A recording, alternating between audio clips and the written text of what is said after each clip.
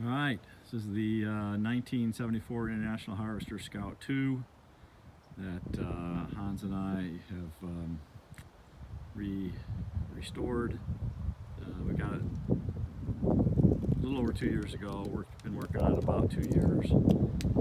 Found it in New Mexico and got it with the help of a friend, Brian Holmes, who lives in Colorado. Went down, checked it out, took a bunch of pictures and videos for us. I'll try to incorporate some of those in this video so you can have a comparison.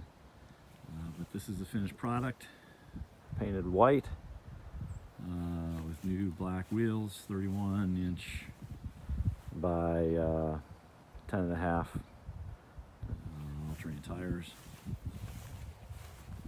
So basically redone this thing inside and out. We started, now let's just do a complete walk around here first.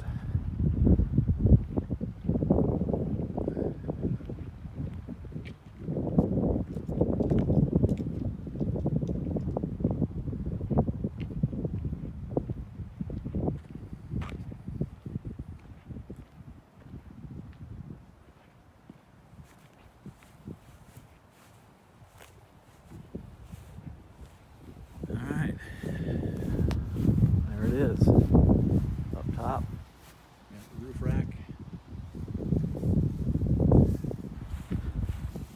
So we started with the suspension, and we put a 2-inch rough country lift kit on it. And while we were doing that, we refurbished the axles with bearings on each end of both axles, hubs. Took the old Lock-O-Matic hubs off it with our problematic and replaced those with manual Warn hubs. Redid the brakes up front, and in the back we did a disc brake conversion. So we've got 4-wheel disc brakes, original Dana 44 axles, both front and back. Oh no, I'm sorry, Dana 44 and back. The axle in the front was a Dana 30 we figured out when we got into it. So brakes, as part of the disc brake conversion in the back, we had to put a new master cylinder in, and at the same time, and then put a new booster in, new lines wherever they were needed. So we've got essentially a complete new braking system all the way around, new suspension system, and refurbished axles. As far as the drivetrain, the engine was running a little rough, and all we really needed to do was rebuild the carburetor, and that got it running great.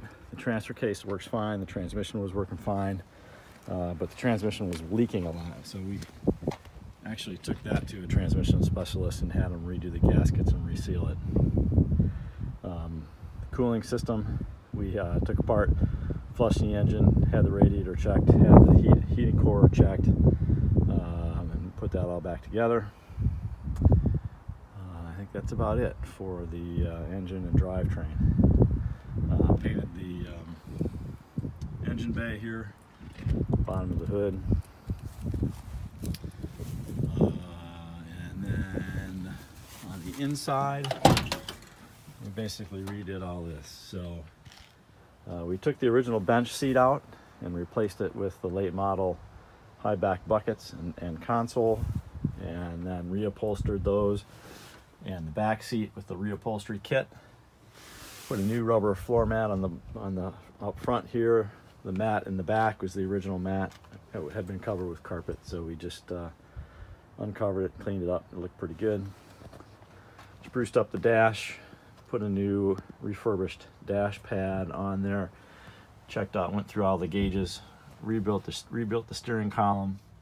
The ignition tumbler was bad, and redid this sector of the rack in there for the ignition system. New ignition system, new light switch. Got all the bulbs replaced so the lights worked and that kind of stuff. And then we put in a new sound system with the stereo, component speakers, and amplifier mounted underneath the driver's seat. Along with the bucket seats, we put in a roll bar so that we could put in 3-point seat belts. So we've got four 3-point belts now, two in the front and 2 in the back. In terms of the body, there was rust in the outer rockers on both sides and the floors up front here where the body mount was. So we got new floors in the front. Put in a new floor in the back because it was rusted out in the back corners. Outer fenders on both sides, outer rockers on both sides, and then an inner fender on the driver's side, which was rusted out here in the back.